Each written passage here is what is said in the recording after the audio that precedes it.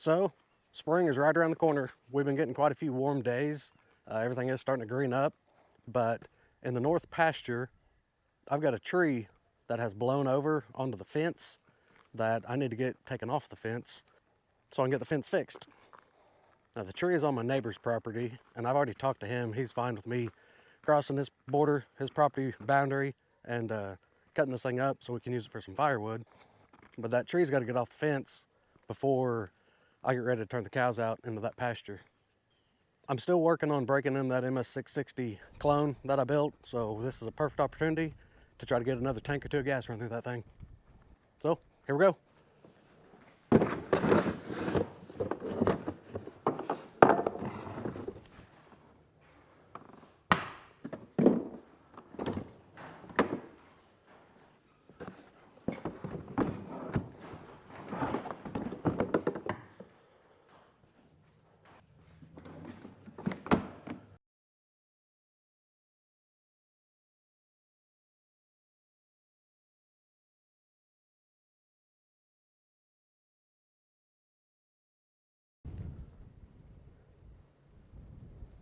Okay, so I have a question for you guys that cut down a lot of trees. I've got two trees like this on my property that the tops blowed out of. It's pretty far up, probably, I'd say at 25 feet, 30 feet, somewhere up in there where it's broke over. The land's fairly flat. It does slope down that way, but the tree's fairly straight. What's the best way to cut down a tree like this? I've got two of them that the tops blowed over, and I'm gonna have to get those things felled.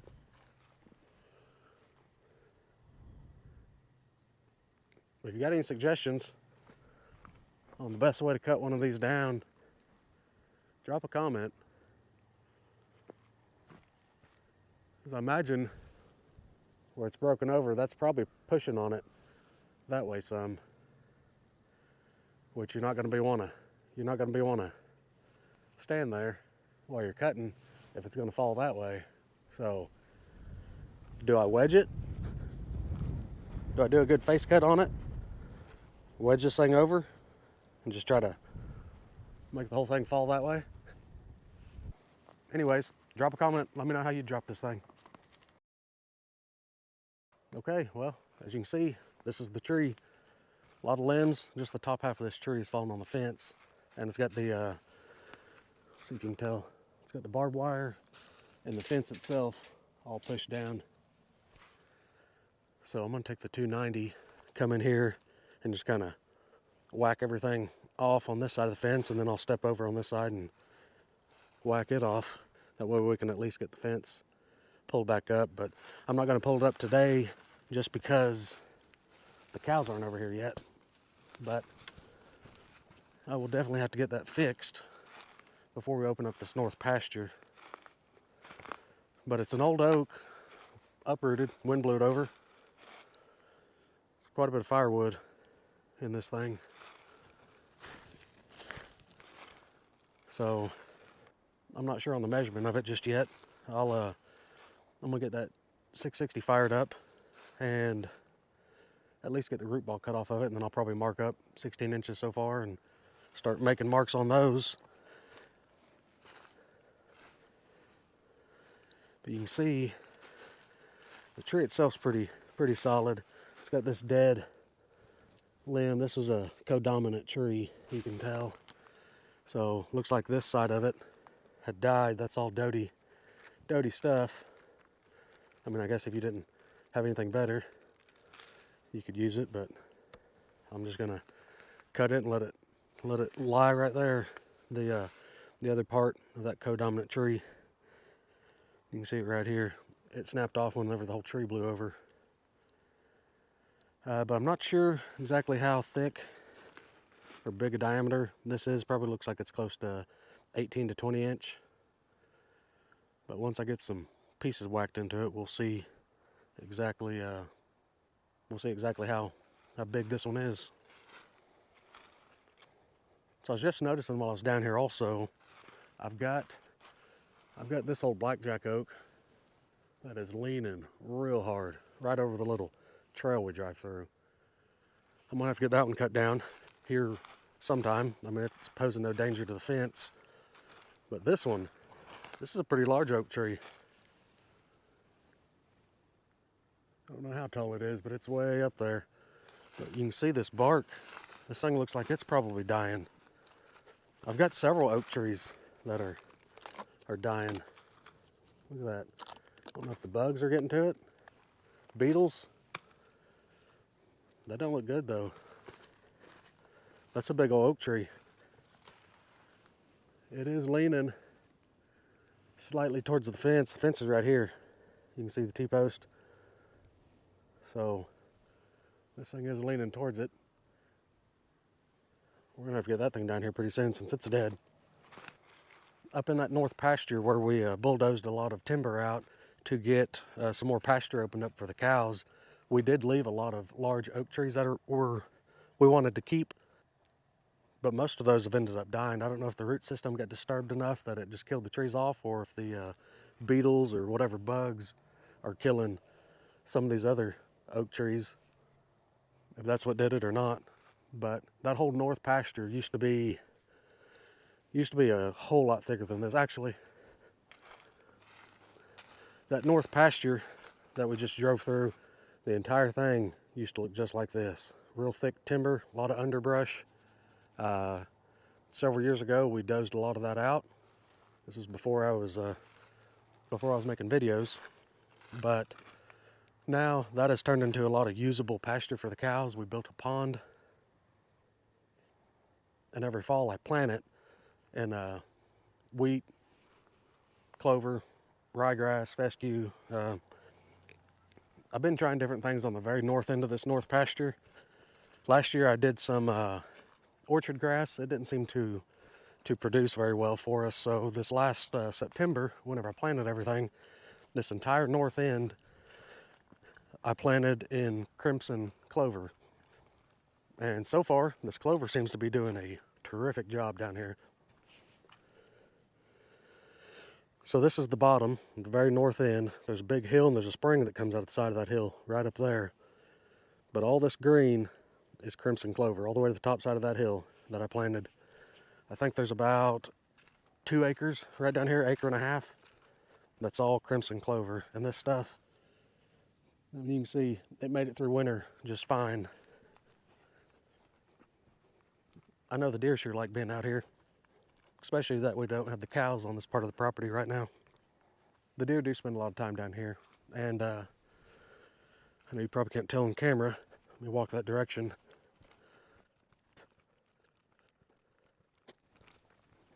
A couple years ago, I came back here in the timber on the very north end, and I started cleaning up some of the underbrush with the dozer and some of the small trees and got a lot of that stuff out of there. But this last fall, I went ahead and run the disc over everything inside of that, and I planted a bunch of wheat. So this was in the timber where there's still quite a bit of shade. It wasn't open like it is out here in these pastures, but here's what it looks like.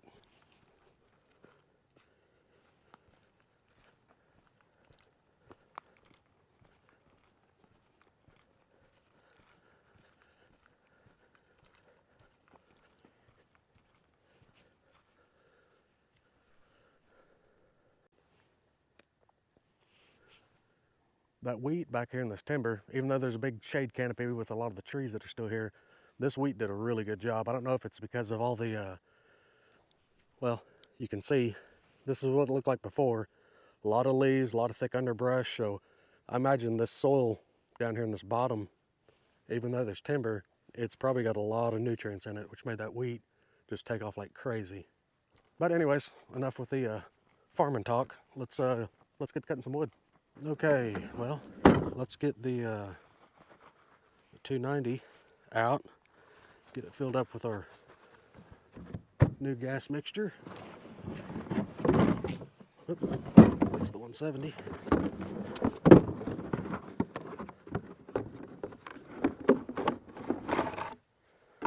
Nice sharp chain on it.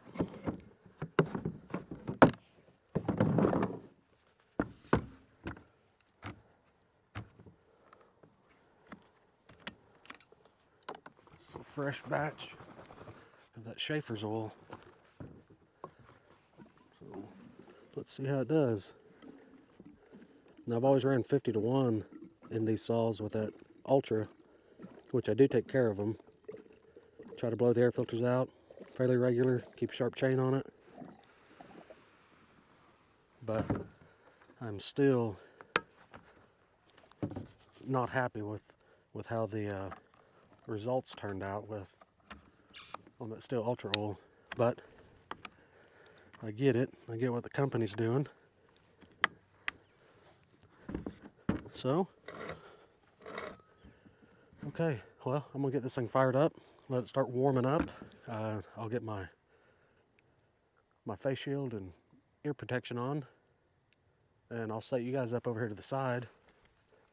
Probably put you on time lapse, and we'll get this cut.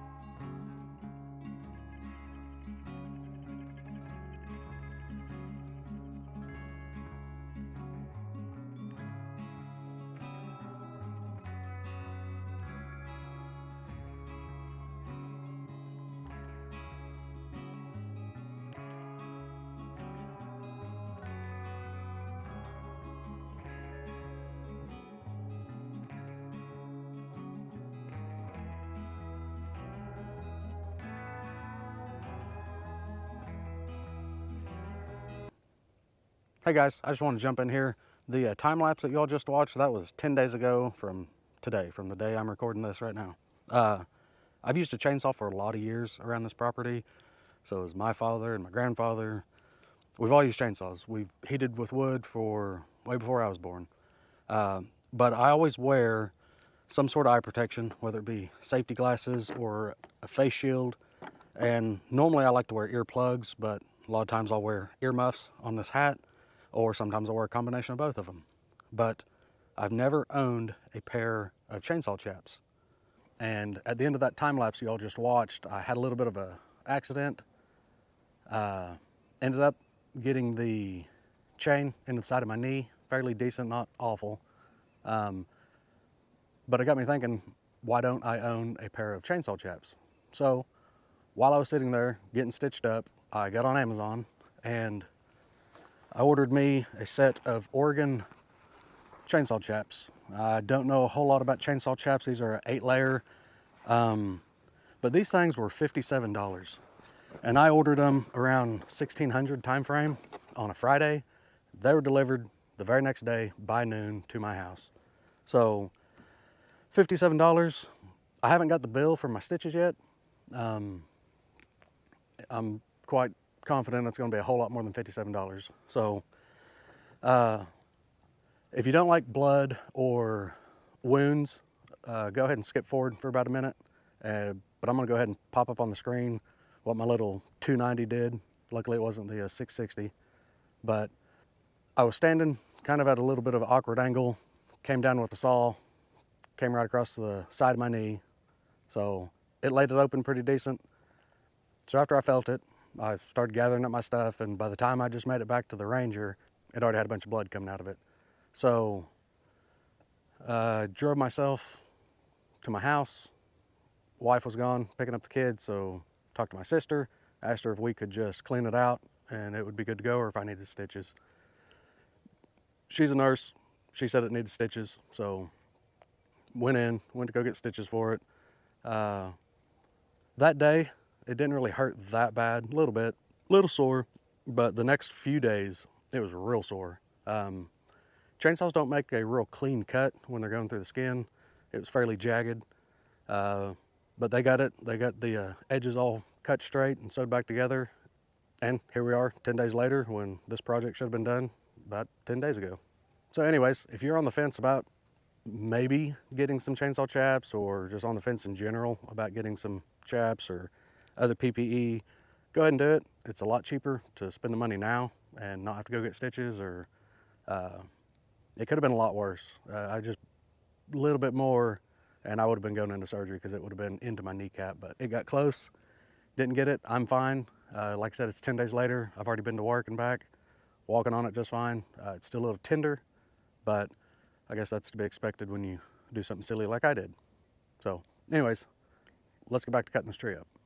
So I'm gonna go ahead and get all my gear thrown on, get the 290 fueled up, oiled up, check the chain, and we'll get back to cutting this thing up.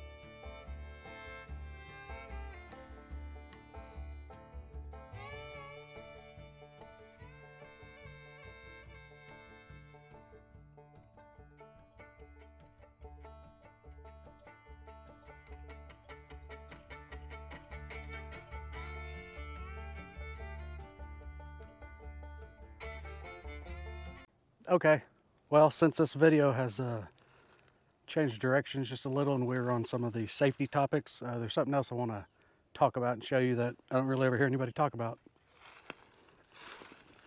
So I've been working up this side of the tree, cutting all the limbs off, cutting what I can up for firewood.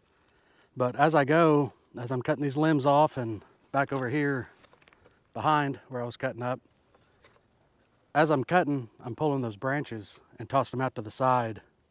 Because when you're cutting, if you don't keep this stuff cleared out, that's just something else you can trip yourself up on, and tripping while you have a running chainsaw isn't always the best idea. So while you're doing it, if you got help, have your helpers pulling the brush away, or if you're by yourself, just cut a little bit, stop, and clear your working space up. It'll keep you from tripping and hopefully keep you safer.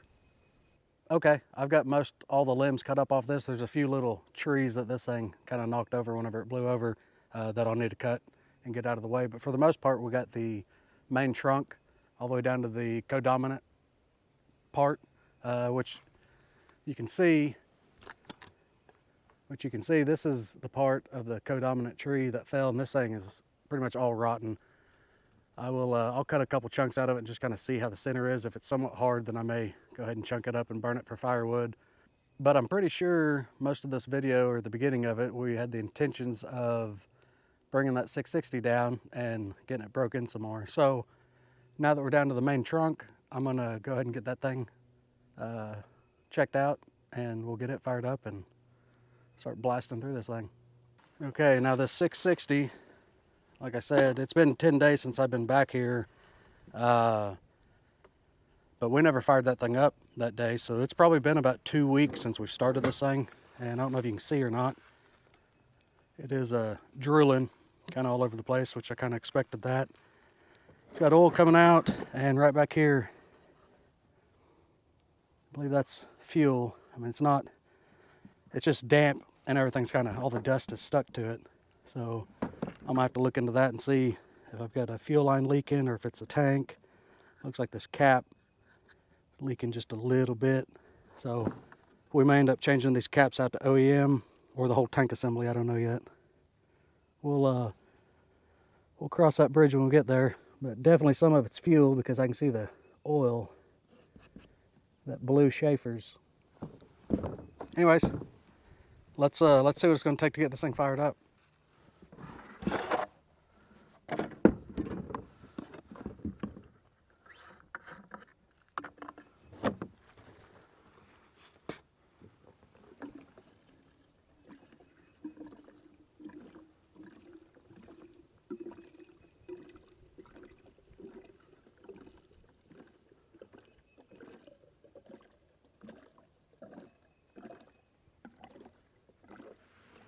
I don't know exactly how much fuel this thing holds, but quite a bit. But it's a big old CC saw also.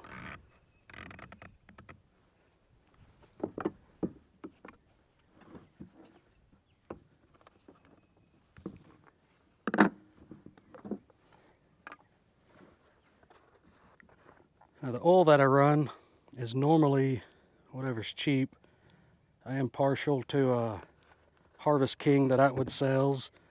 This is just an old bottle. This thing's empty, and I had a bottle of Harvest King that the lid was broke on, so I just poured it in that one.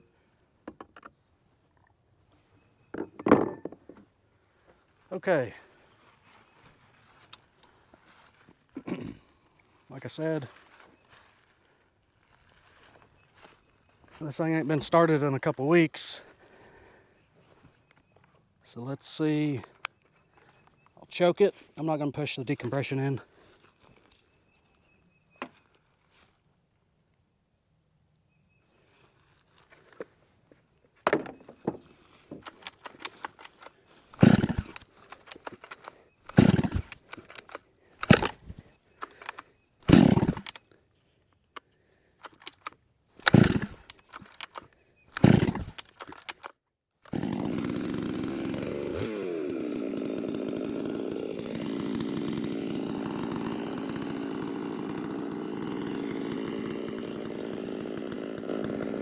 That's too bad for sitting for a couple weeks. I'm gonna go ahead, let this thing warm up for just a minute, and I'm gonna go ahead and get this tree marked up, get you guys set up, and we'll start using that 660, cutting into it. The saw is warmed up. Battery on the camera's changed because it was about empty or about dead. It was beeping at me.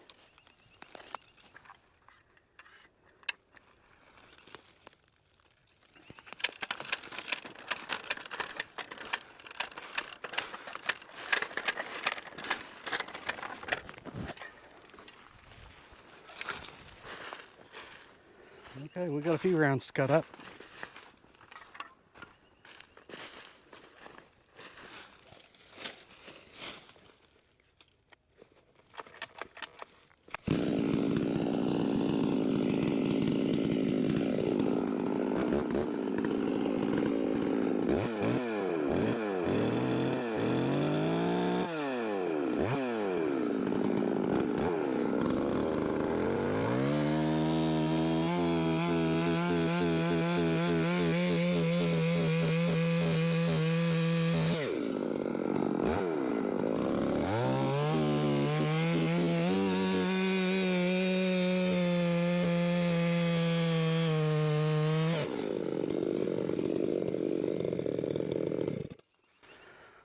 Well, went a little far.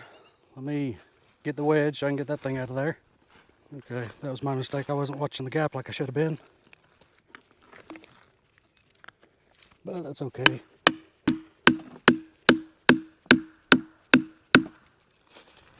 Pretty much all it needs.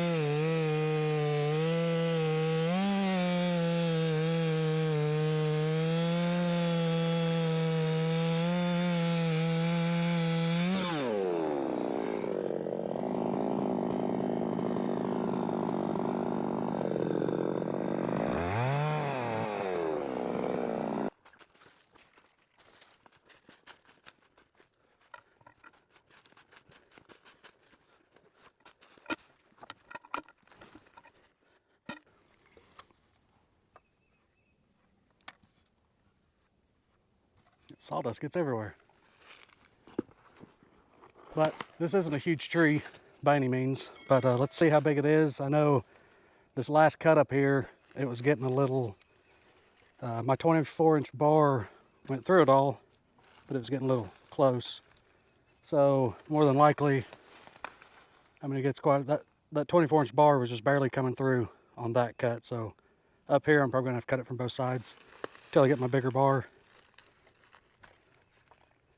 Okay, but let's see how big this is. This is probably, each one of those is 16. So I don't know, 6 foot. It's about 6 foot up. And this one is right at, looks like 18 inches, roughly. So not huge, but I'm gonna go ahead and try to get this whacked up in a few more chunks, and we'll be done with that.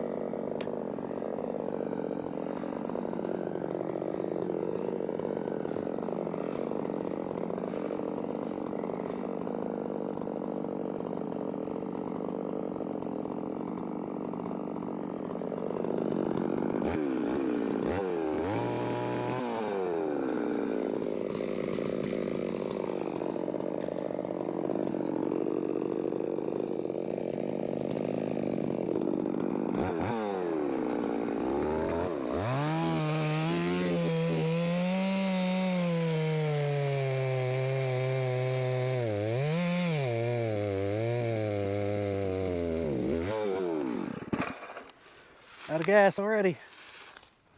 Figured this thing would be thirsty. Okay, that was pretty much my first full tank that I just continuously run through it. And the oil was almost empty as well. So it looks like it's going to be a tank of gas and a tank of oil all at the same time. But that's to be expected, I guess, with that higher volume oil pump. So anyways, I'm going to put some wedges in the top of this. And we're going to try to cut this last little bit off and try to get this stump ball to fall back where it was. So I'd like to get a measurement on the base of this and just see how big it is.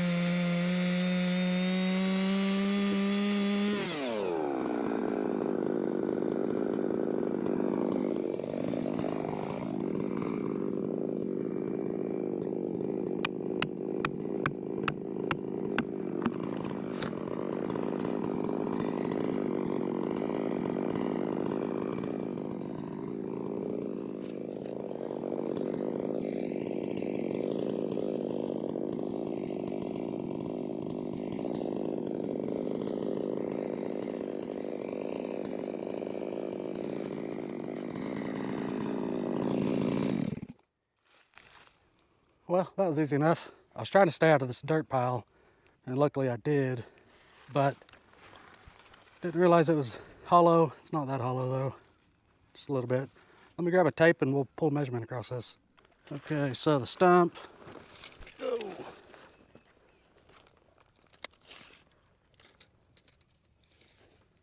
It's, not counting the bark, it's probably about 34 inches, 34 and a half inches. So, not bad. Okay, well, broke my tape measure, as you can see. But I measured from the stump that we just measured, that was 34 and a half or whatever, up to here. And this is about the smallest part. I was wanting to get a measurement on it as well. And it looks like it is right around 13 inches. It does get a little bit wider because there's another crotch right up here. But from here down to there is 28 foot.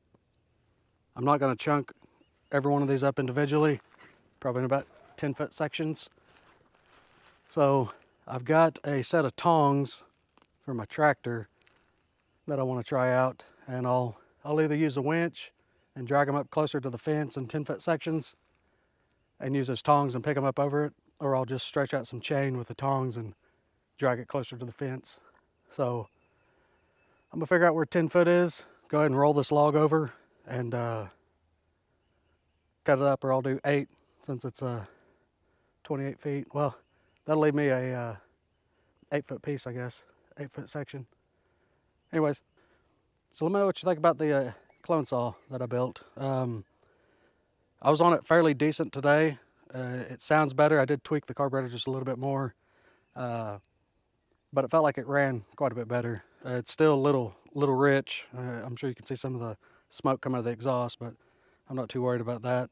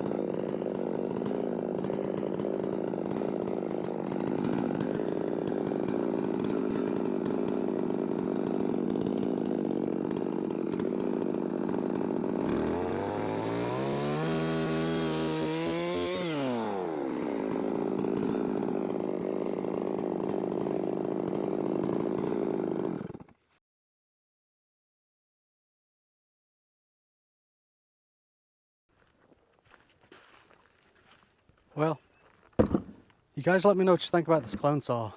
It ran decent today. I don't know. Besides a few little leaks that it's already got, it seems to be cutting pretty good. But overall, I'm pretty happy with it. Seems to be doing its job.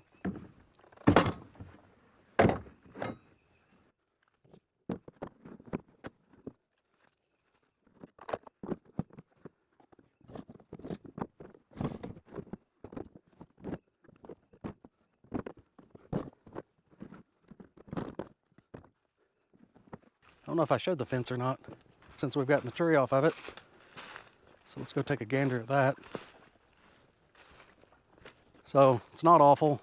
I've got the barbed wire just stuck up over the top, and here's the fence. So I've got a couple of T-posts and probably 20 foot of fence I got to pull back up. I think that's going to do it for this video.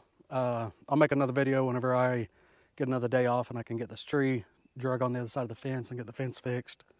But if you found any of the information helpful in the video, go ahead and give the video a thumbs up. Consider subscribing to the channel. Keep it between the ditches, and we'll see you in the next one. Thanks.